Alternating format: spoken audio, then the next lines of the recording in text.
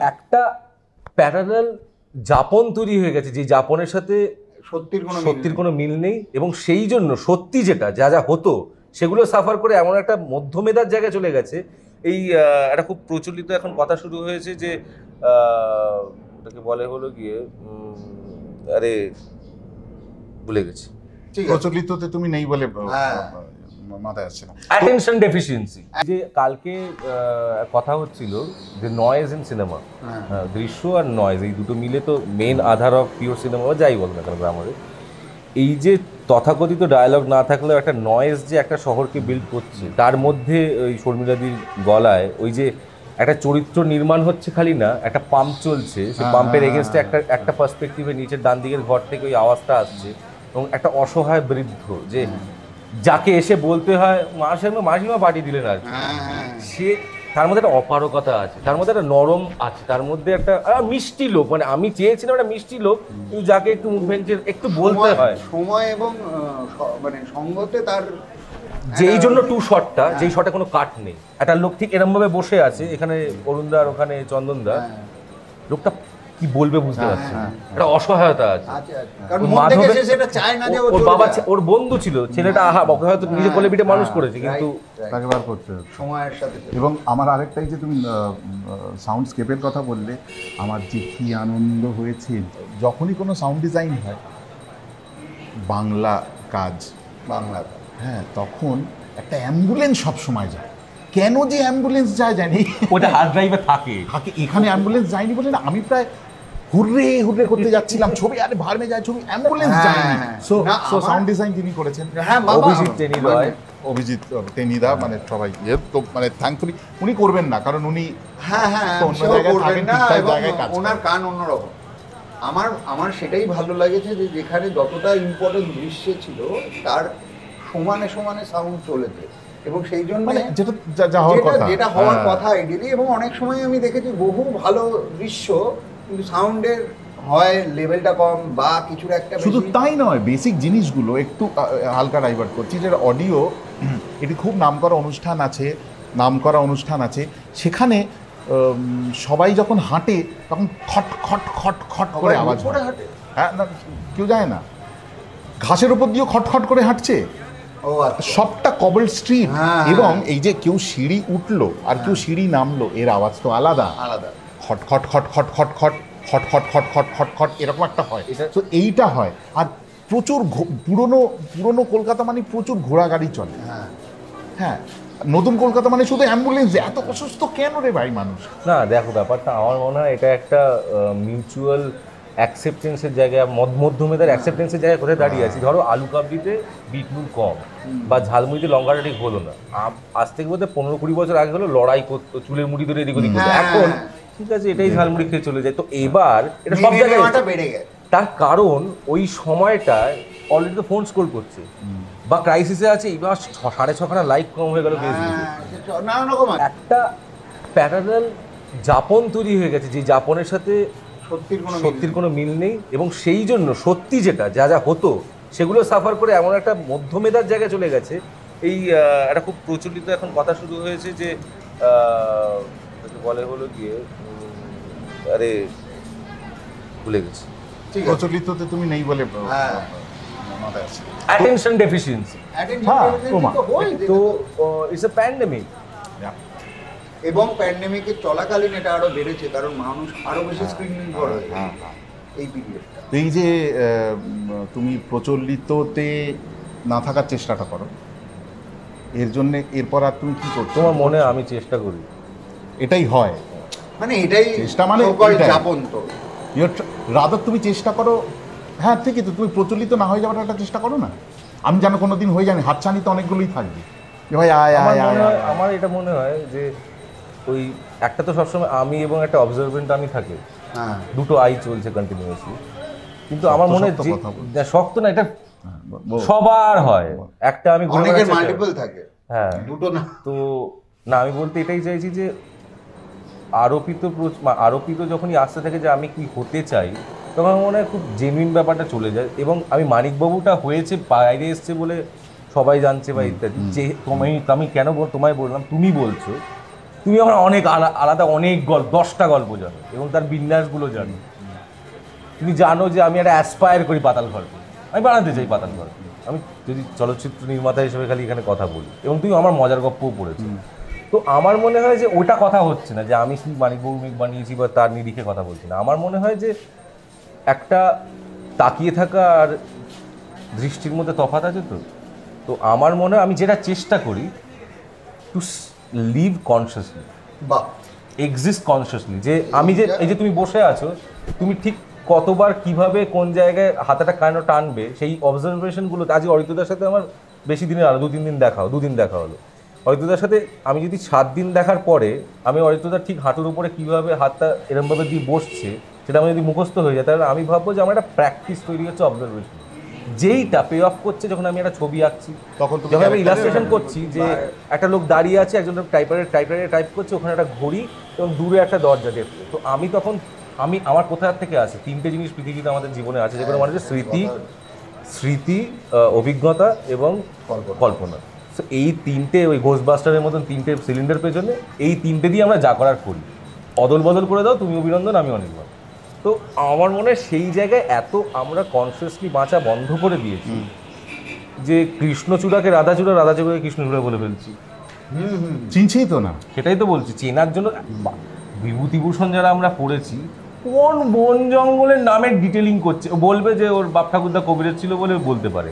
আরে ভাই, ওই লোকটা পাগলের মতো না ঘুরলে আরণ্যক লিখতে পারতো নাকি? এবং খালি না ঘুরলে না, অনুভব না করলে, অনুভব করার জন্য যে কনসিয়াসনেস, আমি প্র্যাকটিস করছি, আমি হাজার জিনিসে ইনভেস্টেড। এই আমি মানে সোশ্যাল মিডিয়া বলো, যা জায়গায় থাকতে হচ্ছে বা হয়েছে, আমাদের তো সময় লিক করছে, যারা লিক করছে জল লিক করার মতো, মানে যেটাকে বলা হয় যে ব্যবসায় অর্থ ইনভেস্টেড নয়, সেখানে আমাদের সময়টা তাদের কাছে অর্থ।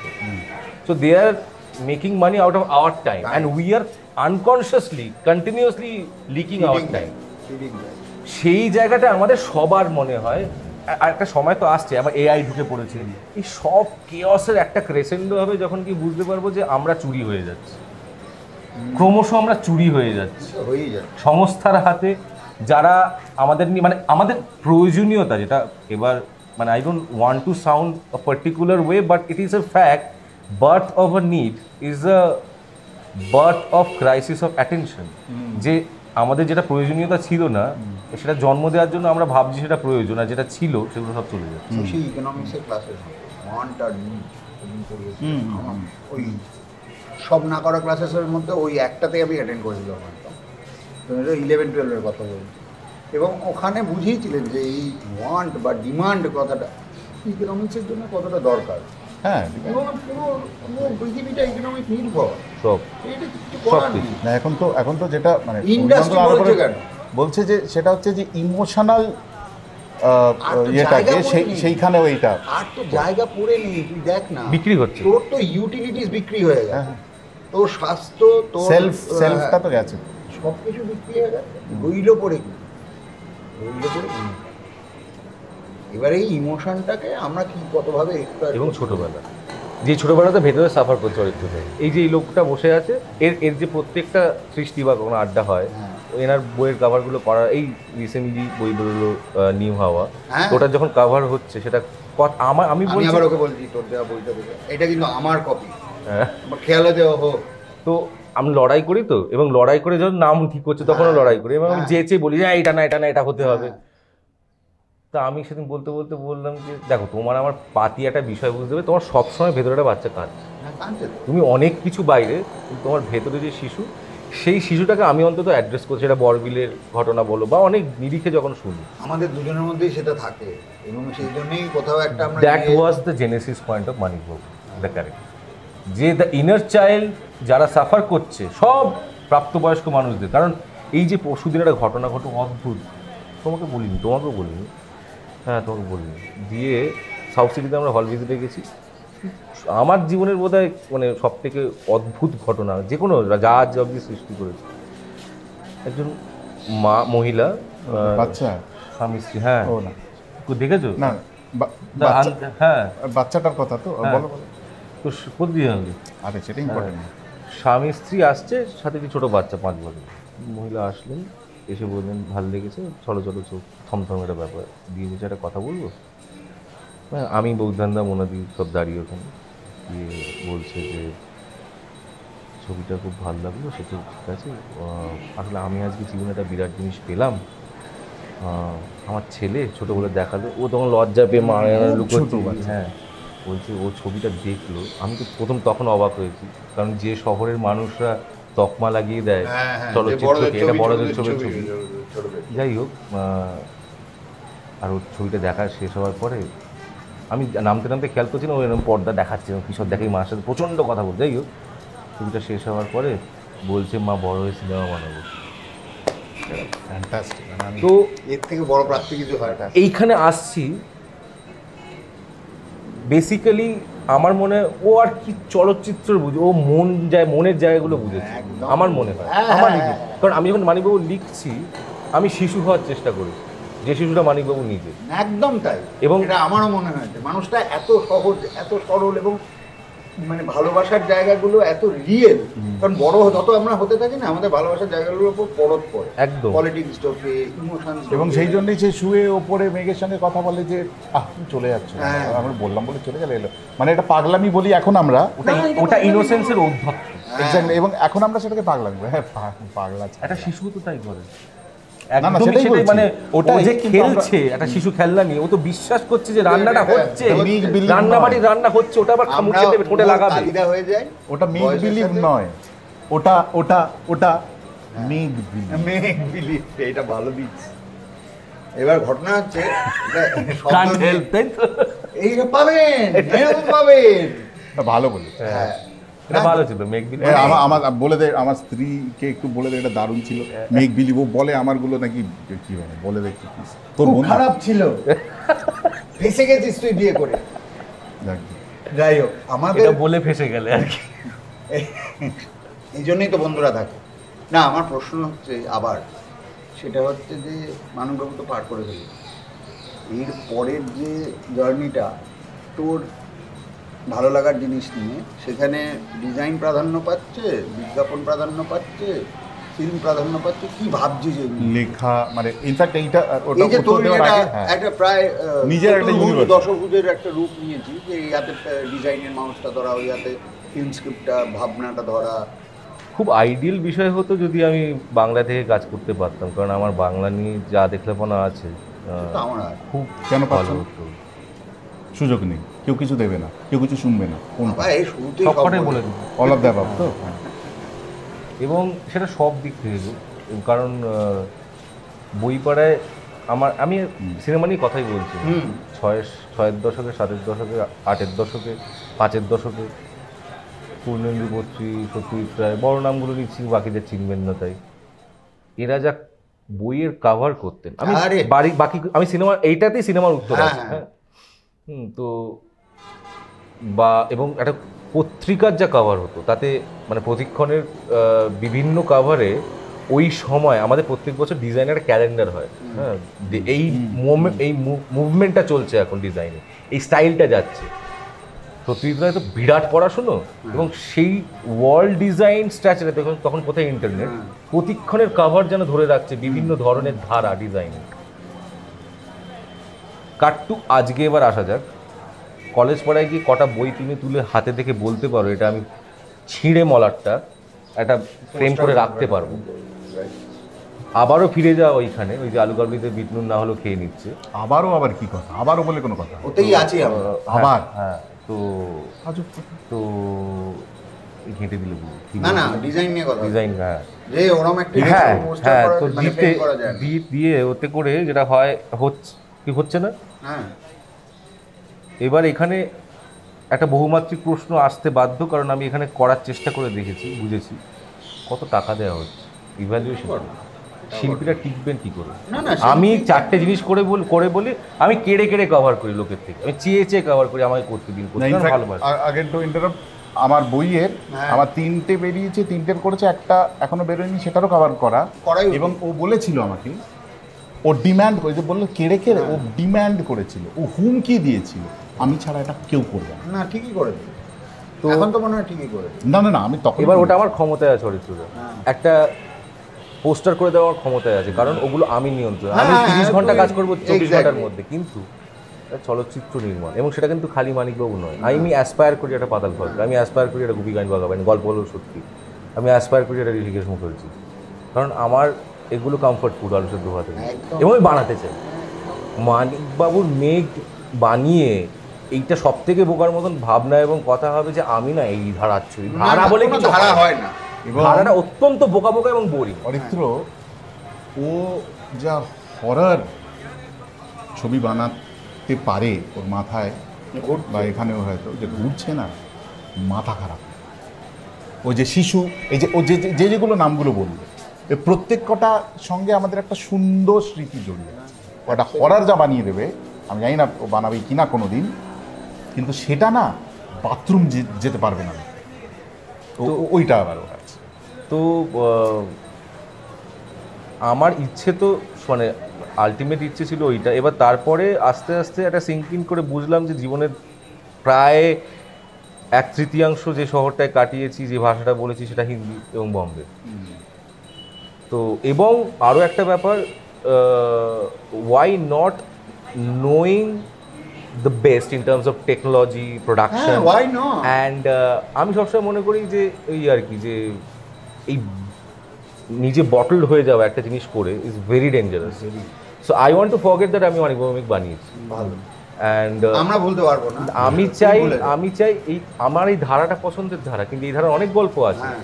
এই আমি নাম নিয়ে বলতে পারি, আমার অন্নপূর্ণা বলে কি গল্প প্রকাশিত হয়েছিল আমার খুব কাছে। তারপর ওইটা বোধহয় ওই যেটা সংক্রান্তি বলে একটা গল্প হলো।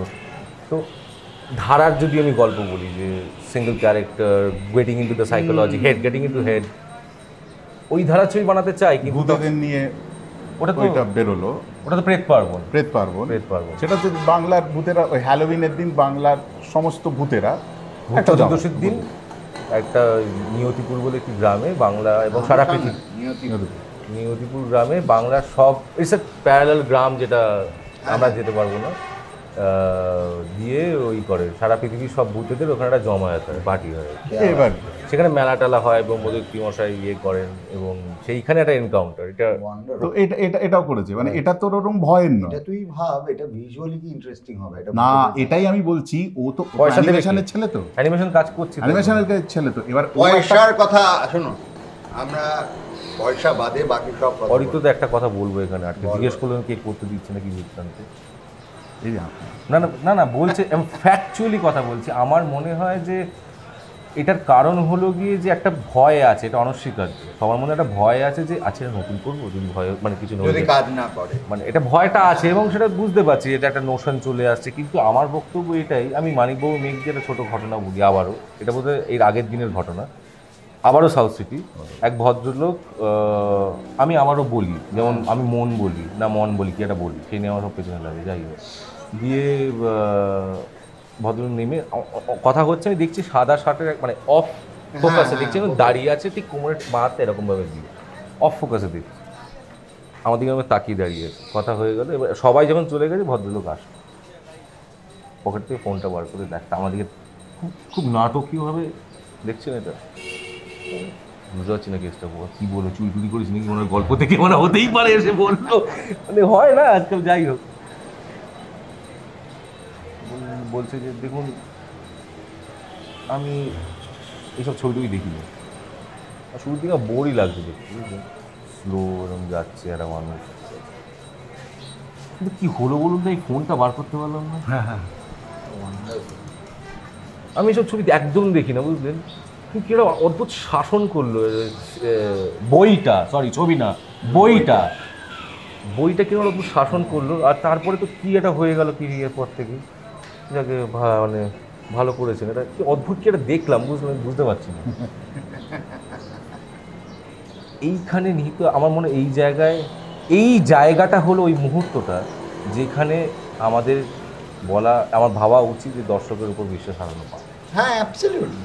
এটা মানিকবাবু ডাজেন্ট ম্যাটার। আমি বলতে চাইছি যে আমরা যদি না বানাই, হ্যাঁ, অনেস্টলি, এবং আমরা যদি অনেস্টলি আমরা একটা বেলাতার গুরুত্বপূর্ণ আমার কাছে, একটা সেকেন্ড ট্যাঙ্গো যতটা গুরুত্বপূর্ণ আমার কাছে ওয়ে অফ ওয়াটার ততটাই গুরুত্বপূর্ণ।